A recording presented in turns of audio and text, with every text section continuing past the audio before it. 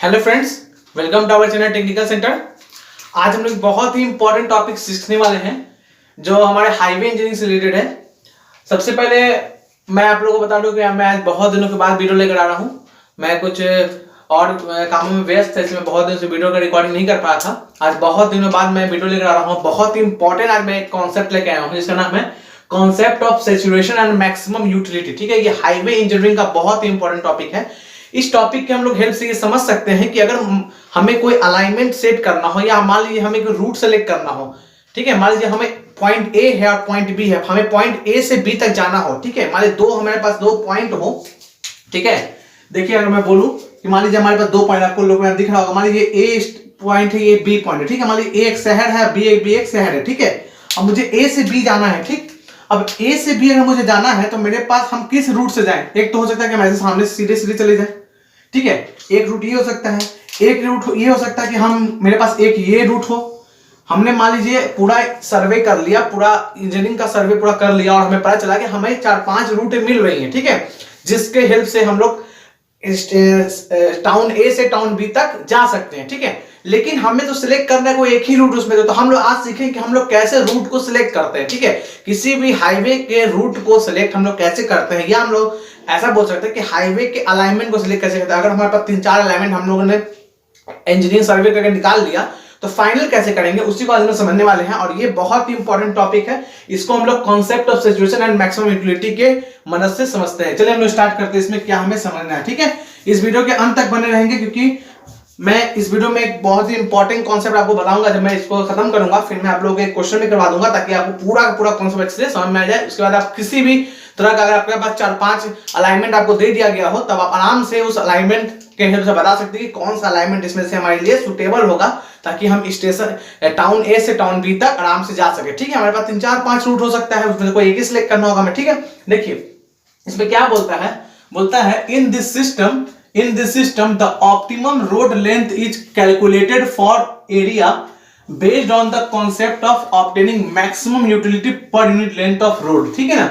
क्या मतलब इसका मतलब यह है कि हम लोग इस कॉन्सेप्ट में हम लोग ये देखते हैं कि हम देखिए सिंपल बात है, हम अगर रोड बना रहे हैं, ठीक है, कोई भी गवर्नमेंट अगर रोड बनाती है, कोई भी सरकार अगर पैसा खर्च करती है रोड बनाने में, तो वो सबसे पहले उसका मेन पर्पस ये होता है कि वो जो रोड बना रही है उसका यूटिलिटी मैक्सिमम हो, यानी ज्यादा से ज्यादा लोग उसको यूज करें, ठीक है। अब ये नहीं कि कोई ऐसा रूट में हम रोड बना रहे, मान ली हमें स्टेशन टाउन ए से टाउन बी तक जाना है, मान लेते हैं, ठीक है, और हमारे पास 4-5 रूट था कि हम ऐसे भी एक रोड बना सकते थे या इधर से रोड बना सकते थे या किसी भी डायरेक्शन में रोड बना सकते थे, लेकिन हमने मान लीजिए उसमें से कोई गलत रूट सेलेक्ट कर लिया, ठीक है, उसमें से हमने कोई गलत रूट सेलेक्ट कर लिया, अब हमने रोड बना दिया।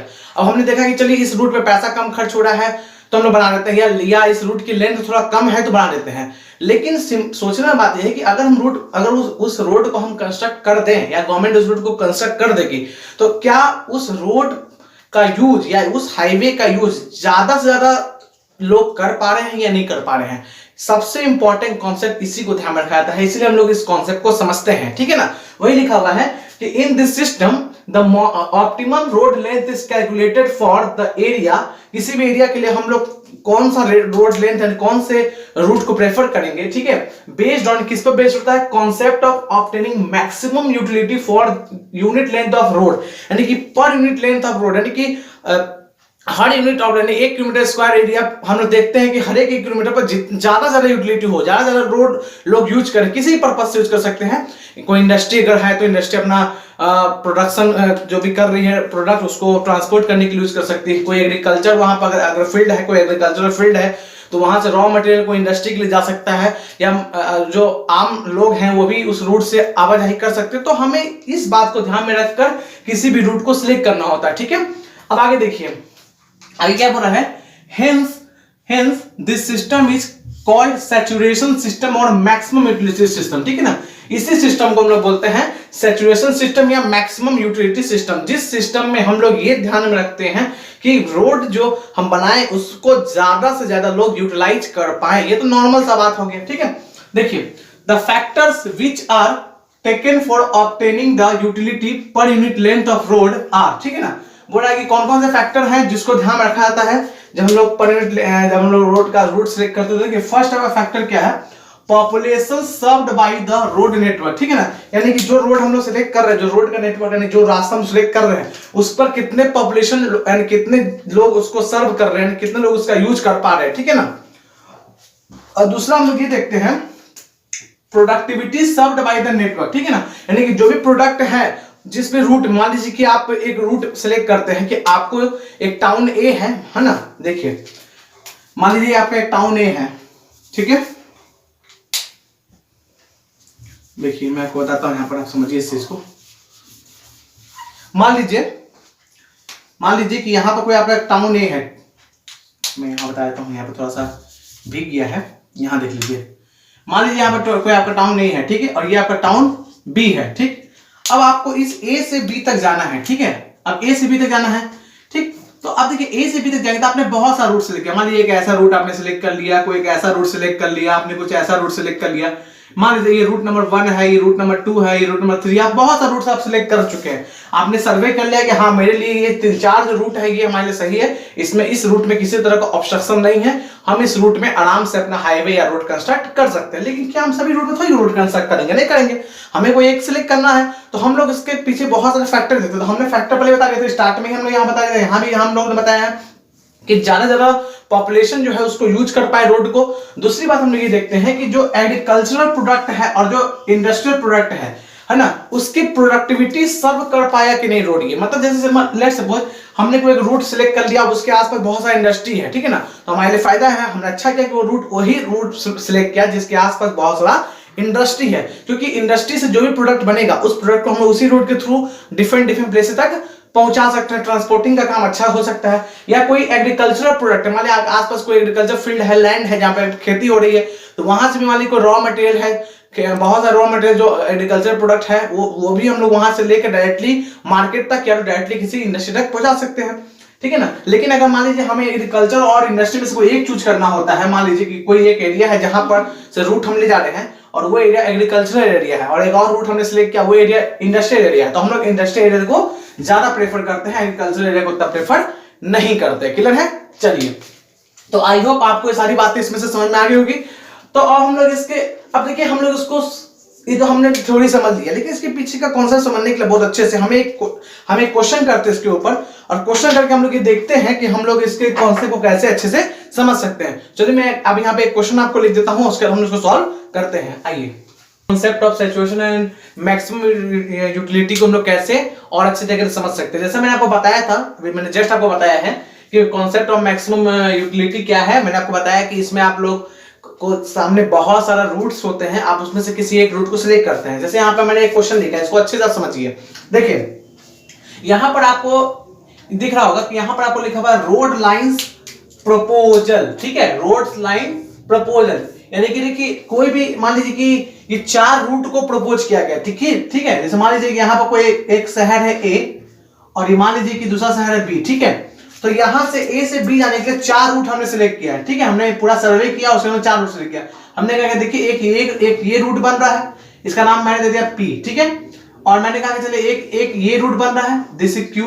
मैंने कहा कि एक ये रूट बन रहा है, this is P Q R, ठीक है। और मैंने कहा चलिए एक और रूट है, ये भी एक रूट बन रहा है, यहां से भी आप जा सकते हैं ए से बी, ठीक है। 4 रूट मैंने प्रपोज किया। अब मुझे पता है कि जो 4 रूट मैंने प्रपोज किया, तो ऑब्वियसली बात है कि चारों का अपना कुछ ना कुछ लेंथ होगा, कुछ ना कुछ किलोमीटर होगा कि हाँ पी, अगर रूट पी को पकड़कर हम ए से बी जाएंगे तो कुछ किलोमीटर मुझे तय करना पड़ेगा। अगर रूट ए से बी, अगर ए से बी मुझे क्यू को पकड़ के हम जाएंगे तो कुछ किलोमीटर होगा जो पी से अलग ही होगा। बराबर भी हो सकता है तो अलग, मैक्सिमम केस में तो अलग ही होगा। फिर मुझे अगर ए से बी जाना है तो आर भी एक रूट है, उसका अलग डिस्टेंस होगा। ए से लेकर बी से जाना है तो एक एस भी है, उसका भी अलग डिस्टेंस होगा। तो क्या मैं इस रूट में से कौन सा रूट सिलेक्ट करूं, इसी को मैं समझता हूं concept of saturation and maximum utility. Basically मतलब है कि मुझे रूट सिलेक्शन करना है, ठीक है। चलिए अब हम लोग इस क्वेश्चन से हेल्प से समझते हैं। देखिए मैंने 4 रूट यहां पर प्रपोज किया, किसी 2 टाउन के बीच का 4 रूट मैंने निकाला है कि मैं एक रूट पी भी सिलेक्ट किया हूं, एक रूट क्यू, एक रूट क्यू आर और एक रूट एस, ठीक है। चलिए देखिए रूट पी जो है उसकी लेंथ 200 किलोमीटर है, ठीक है। रूट पी की लेंथ 200 किलोमीटर है। रूट क्यू जो है उसकी लेंथ 250 किलोमीटर है, ठीक है। रूट आर की लेंथ जो है 300 किलोमीटर है, ठीक है। और रूट एस की लेंथ जो है 400 किलोमीटर है। जाना एक ही शहर है, जाना एक ही जगह ए से बी तक ही जाना, लेकिन 4 अलग रूट से जाएंगे तो अलग अलग डिस्टेंस निकल कर आ रहा है, ठीक है ना। अब देखिए एक कॉमन, अगर मैं नॉर्मल स्टूडेंट से पूछूं कि बताइए हम चारों में से कौन सा रूट सेलेक्ट करें, तो बोला है कि अरे सर इसमें क्या है, सबसे छोटा लेंथ जिसका वो सेलेक्ट कर लीजिए, आसान है, शॉर्टकट निकल जाएंगे। ऐसा थोड़ी होता, शॉर्टकट नहीं होता है। हमें तो, हम लोग तो है इंजीनियर है ना, हम लोग तो सिविल इंजीनियर, तो हमें तो समझना होगा कि हम लोग के लिए कौन सा रूट बेनिफिशियल होगा, ठीक है ना। जरूरत है कि इसका लेंथ, हाँ ये बात है कि जो 200 किलोमीटर लेंथ है वो इकोनॉमिकल है मेरे, क्योंकि उसमें मटेरियल कम लगेगा बनाने में, समय कम लगेगा, बना देंगे। लेकिन क्या फायदा अगर हम बना दे उसका हम लोग यूटिलाइजेशन ही नहीं कर पाए तो, है ना। तो इसलिए रूट सिलेक्शन के लिए हम लोगों को ऐसे हम लोग नहीं देखते, हम लोग मैक्सिमम यूटिलिटी निकाल के चेक करते हैं कि किसकी यूटिलिटी वैल्यू ज्यादा आ रही है, ठीक है ना। अब देखिए यहाँ पर, अब देखिए ये जो रूट है P, ठीक है ना, ये जो रूट P है, अब ये मान लीजिए जिस भी रास्ते से हम जाएंगे, मान लीजिए ये रूट P है, ये रूट ऐसे को जा रहा है, तो इधर आसपास बहुत सारे गांव होंगे, इधर भी गांव बसा हुआ होगा, इधर भी बहुत सारा गांव होगा, है ना। अगर हम शहर A से शहर B जा रहे हैं, टाउन A से टाउन B अगर हम जा रहे हैं, सिंपल सा बात है ना, तो बहुत सारे गांव होंगे आसपास, इधर इधर कुछ गांव बसे होंगे इस 200 किलोमीटर के अंदर में, ठीक है ना। अब हर एक गांव की पॉपुलेशन अलग होगी, हो सकता है कि मैं ए से थोड़ा सा आगे बढ़ा हूं तो एक छोटा सा गांव मिला है, फिर थोड़ा और आगे बढ़े तो बड़ा सा गांव मिला, तो उसके हिसाब से हमने यहाँ पे ये भी देखा कि अलग अलग रूट में जो भी विलेजेस है, ठीक है ना, वो कितने विलेजेस है, ठीक है। देखो अगर मैं यहाँ बात करूं, देखिए यहाँ पर number of villages with population ranges, ठीक है ना, उस रूट में P रूट में कौन कौन से विलेज, देखिए अगर वैसा विलेज जिसकी पॉपुलेशन 1000 से लेकर 2000 के बीच में है, वैसे 100 गांव है यानी 100 विलेज हैं इस रूट P के रास्ते में पड़ते हैं, ठीक है ना। रूट P के रास्ते में 2000 से लेकर 5000 वाले विलेज 50 आते हैं, ठीक है। रूट P के रास्ते में 5000 से लेकर 10000 वाले 30 आते हैं, और 10000 से ऊपर पॉपुलेशन वाले 5 गांव आते हैं, ठीक है। तो ये रूट P का बात हो गया। सेम सिमिलरली का Q का देखिए, तो Q में देखिएगा 1000 से 2000 वाले 150 है, 2000 से 5000 वाले गांव 100 है, 5000 से 10000 वाले गांव 70 है, और 10000 से ऊपर वाले गांव 9 है, ठीक है। वैसे R में देखिए यहाँ पर 200 है, 180 है, 110 है, 27 है। वैसे आप S में देखिए 250 है, 200 है, 150 है और 165 है, ठीक है। चलिए उसके देखिए यहाँ पे इंडस्ट्रियल प्रोडक्ट, ठीक है ना, यानी कि ऐसा रूट P के रास्ते में जो भी इंडस्ट्री आ रहे हैं उससे कितना नंबर ऑफ प्रोडक्ट बाहर निकलते हैं, ठीक है ना। तो देखिए रूट P के रास्ते में ऐसे बहुत सारी इंडस्ट्री जो 200 तरह के सामानों का उत्पादन करती है, ठीक है ना, 200 तरह के सामान का उत्पादन करती है ना। Q वाले में 250 सामान का उत्पादन, सॉरी 270 सामान का उत्पादन करती है। R वाले में जो इंडस्ट्री है ना, वो सब मिलके 315 रास्ते का 315 सामान का उत्पादन करती है, और S वाले में 335 सामानों का प्रोडक्शन करती है, ठीक है। अब हम लोग समझते हैं कि कौन सा रूट हम लोग सिलेक्ट करें। देखिए सबसे पहले हमें यूटिलिटी वैल्यू सबका सिलेक्ट करना होगा, ठीक है। तो देखिए यूटिलिटी वैल्यू जो होगा वो हम लोग अपने मन से सिलेक्ट कर लेते हैं, ठीक है ना। लेकिन जो सबसे पहला जो रूट होता है, ठीक है ना, उसके लिए हम लोग यूटिलिटी वैल्यू का वैल्यू कितना लेते हैं, 0.5, कितना लेते हैं, 0.5 लेते हैं, ठीक है। तो हमने इसका वैल्यू 0.5 ले लिया, ठीक है ना। पहला जो है, जो हमारा पहला रूट है उसके लिए हम 0.5 लेते हैं, उसके बाद आप आगे अपने हिसाब से बढ़ा सकते हैं। चलिए मैं क्या करता हूं, इसको चलिए 1.5 लेता हूं, मैंने 1 बढ़ा दिया, ठीक है। फिर मैंने 1 बढ़ा दिया, 2.5 इसको ले लिया यूटिलिटी वैल्यू, है ना। इसका मैंने चलिए 4 कर दिया, चलिए ठीक है। लेकिन याद रखिएगा इंडस्ट्रियल प्रोडक्ट का यूटिलिटी वैल्यू 1 होता है, इस बात को ध्यान रखिएगा। यहाँ 2 चीजें ध्यान रखने वाली है, ठीक है ना। आपको ये क्वेश्चन पूरा समझ में आ गया। अब हम लोग यूटिलिटी वैल्यू सिलेक्ट कर रहे हैं। यूटिलिटी वैल्यू जो सबसे पहला होगा उसके लिए 0.5 होगा, और जो इंडस्ट्रियल प्रोडक्ट होगा उसके लिए 1 होगा। बाकी बीच का आप एक सीक्वेंस में बढ़ा सकते हैं कि आप अगर एक एक बढ़ा रहे तो मैं यहाँ पर देखिए, यहाँ पर आपको सर 0.5 का 1.5 के 1.5 का 2.5 किए हैं, 2.5 का इसको 3.5 करते हैं। आप अगर एक एक बढ़ा तो बिल्कुल बढ़ा सकते हैं, कोई दिक्कत नहीं। 3.5 कर दिया उसको, कोई दिक्कत नहीं, मैंने 4 ले लिया है, ठीक है। चलिए अब हम लोग निकालते हैं टोटल यूटिलिटी वैल्यू, ठीक है। और याद रखिएगा जिस भी रूट की टोटल यूटिलिटी वैल्यू भी हम निकालेंगे, कैलकुलेशन करेंगे, जिस भी रूट की PQRS में जिस भी रूट की टोटल यूटिलिटी वैल्यू ज्यादा आएगी, सबसे मैक्सिमम आएगी, हम लोग उसी रूट को प्रेफर कर लेंगे, हम लोग उसी रूट को सिलेक्ट कर देंगे, वहीं पर रोड बना देंगे, ठीक है। चलिए देखिए कैसे निकालते हैं टोटल यूटिलिटी वैल्यू। देखिए टोटल यूटिलिटी वैल्यू निकालने के लिए हम लोग क्या करते हैं, मान लीजिए हमें सबसे पहले रूट P के लिए निकालते हैं, ठीक है ना। देखिए मैं यहां पर दिखाता हूं, total utility value for route P, ठीक है।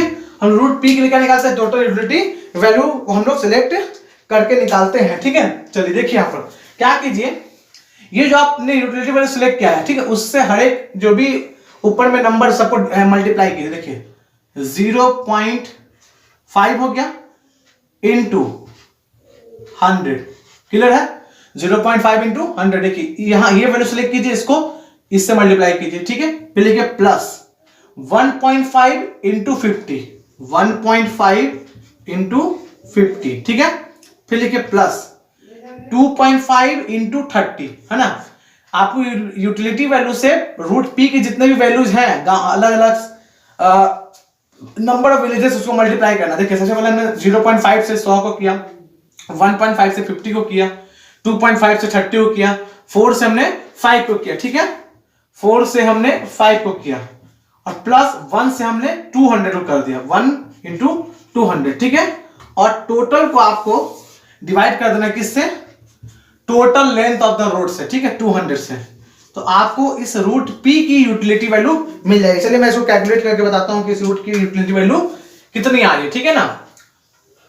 नहीं सॉरी, यहां पे आपको टोटल लेंथ से डिवाइड नहीं करना है, आपको टोटल क्या करना है? आपको टोटल इससे डिवाइड कर देना है, ये वाला वैल्यू से, है ना? ये वाले वैल्यू से टोटल इस सबको जोड़ के आपको डिवाइड कर देना है। तो आप लिखिए यहां पर 100, है ना? 100 plus 50 plus 30 plus 5 plus 200, clear है? अब चलिए मैं इसको यूटिलिटी वैल्यूज का निकाल के चेक करता हूं कैलकुलेटर से कि कितना इसका यूटिलिटी वैल्यू आ रहा है, ठीक है? चलिए देखिए 0.5 into 100 plus 1.5 into 50 plus 4 into, एक इसमें छूट गया यहाँ पर आप इसको मेंशन कर लीजिए 1.5, ये 2.5 को मैंने तो 30 से किया ही नहीं, यहाँ पर लिखिए 2.5 इंटू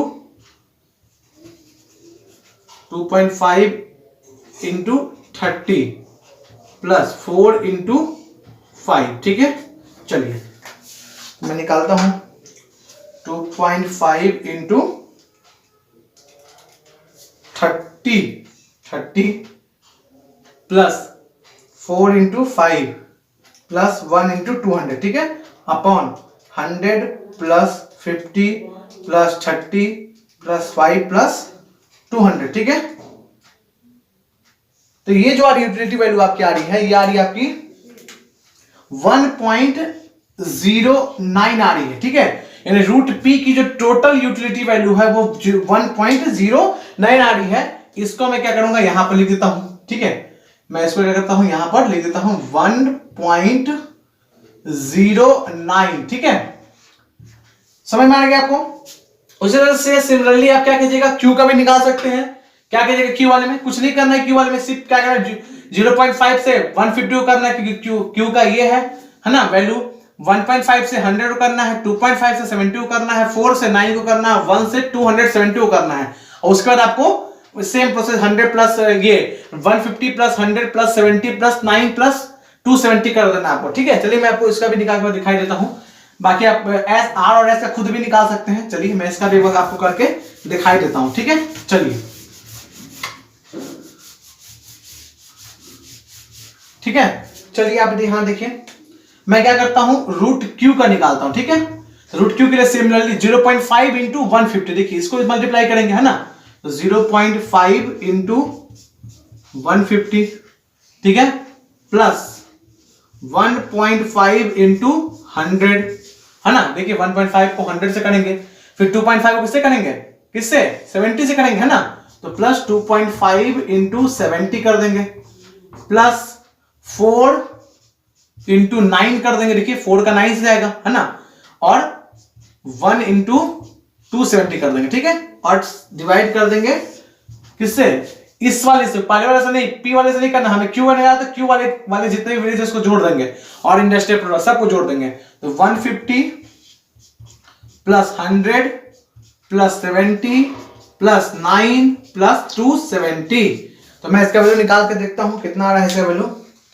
तो देखिए इसका अगर मैं वैल्यू निकालूंगा 0.5 into 150 plus 1.5 into 100 plus 2.5 into 70 plus 4 into 9, 4 into 9 हो गया, प्लस 1 इंटू 270, ठीक है? Upon 150 plus 100 plus 70 plus 9 plus 270, ठीक है। तो इसकी जो यूटिलिटी वैल्यू आ रही है वो आ रही है 1.17। कितनी आ रही है? 1.17 आ रही है इसकी यूटिलिटी वैल्यू, ठीक है। तो मैं क्या करूंगा, इसकी यूटिलिटी वैल्यू को यहां पर लिख दूंगा 1.17 आ रही है, ठीक है। 1.17। सिमिलरली आप क्या कर सकते हैं, आप आर का भी निकाल सकते हैं।